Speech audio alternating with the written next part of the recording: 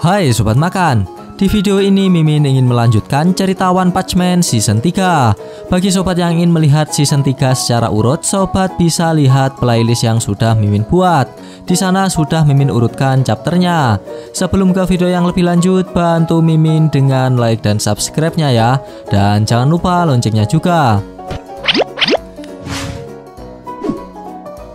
Sebelumnya perlu Mimin ingatkan, ini spoiler ya. Bagi yang hanya menikmati animenya saja dan gak mau kena spoiler, bisa tutup video ini sekarang. Lihat dikit-dikit juga boleh. Kita lanjutkan alur cerita manga One Punch Man Garawan Murata Sensei pada chapter ke-121. Pada chapter sebelumnya kita diperlihatkan aksi dari Genos yang berhasil membawa para pahlawan yang terluka hingga ke tempat aman di luar kota Z. Nyawa para pahlawan pun berhasil diselamatkan berkat pertolongan dari Genos. Kemudian pihak asosiasi pahlawan meminta tolong kepada Genos untuk pergi ke markas asosiasi monster untuk membantu pertarungan di garis depan.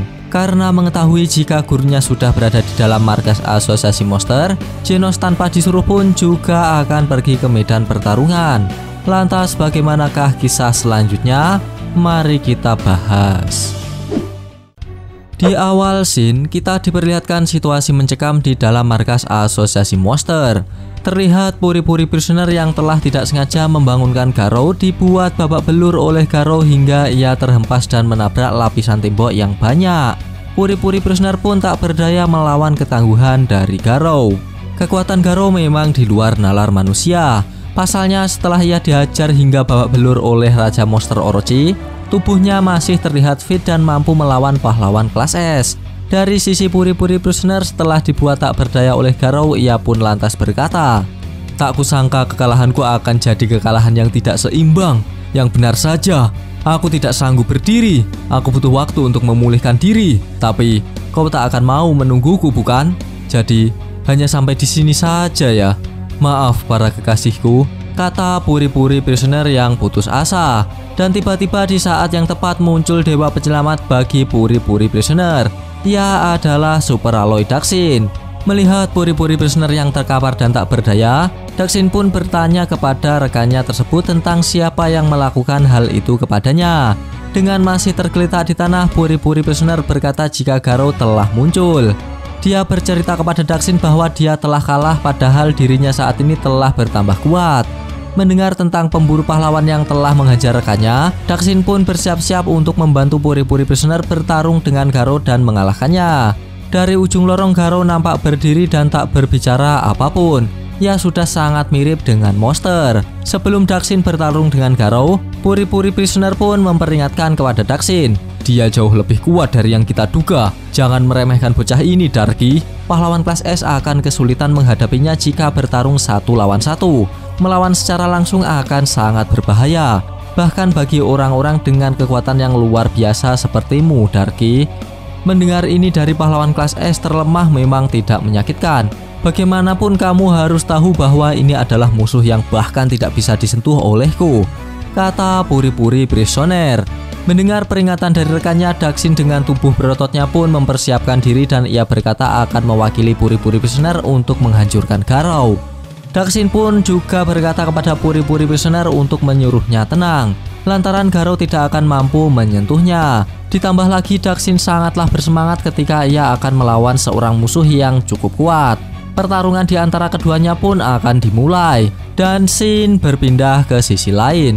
Diperlihatkan sosok Chill Emperor yang setelah berhasil membawa Waganma keluar dari markas asosiasi monster, ia mencoba menelusuri markas asosiasi monster kembali. Misi Chill Emperor kali ini adalah untuk membantu para pahlawan kelas S bertarung mengalahkan para monster yang tersisa dan juga menyelamatkan Tareo si bocah lugu.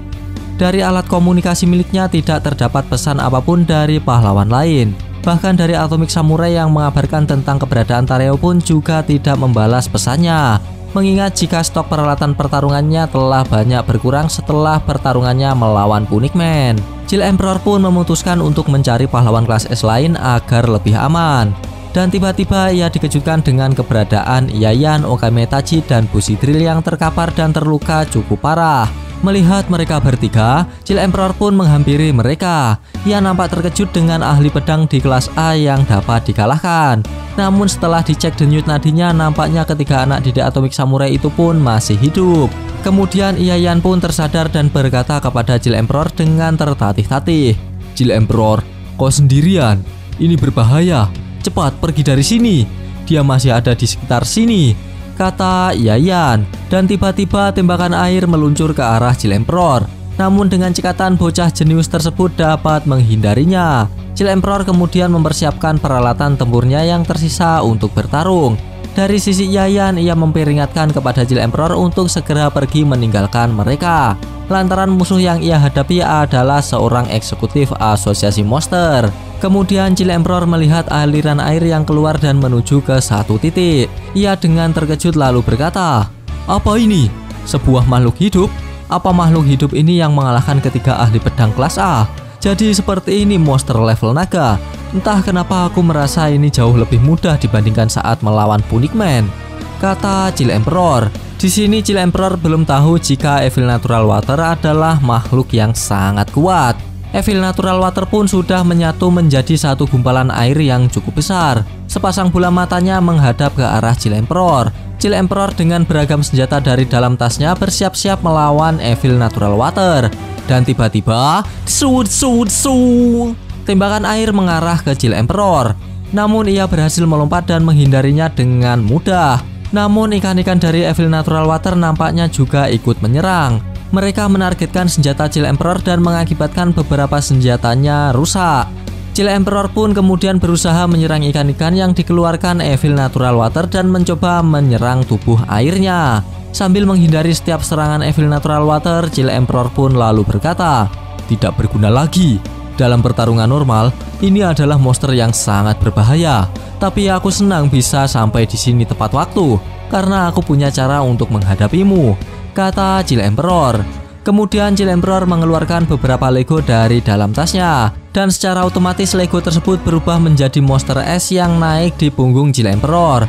Dari sisi Evil Natural Water, ia tak henti-hentinya menyerang Chill Emperor dengan tembakan airnya. Ketika Evil Natural Water menyerang Chill Emperor untuk kesekian kalinya, Chill Emperor menginstruksikan Lego di punggungnya untuk mengeluarkan napas beku kilat. Serangan air yang mengarah Chill Emperor pun membeku dan lama-kelamaan efek tersebut sampai ke tubuh Evil Natural Water.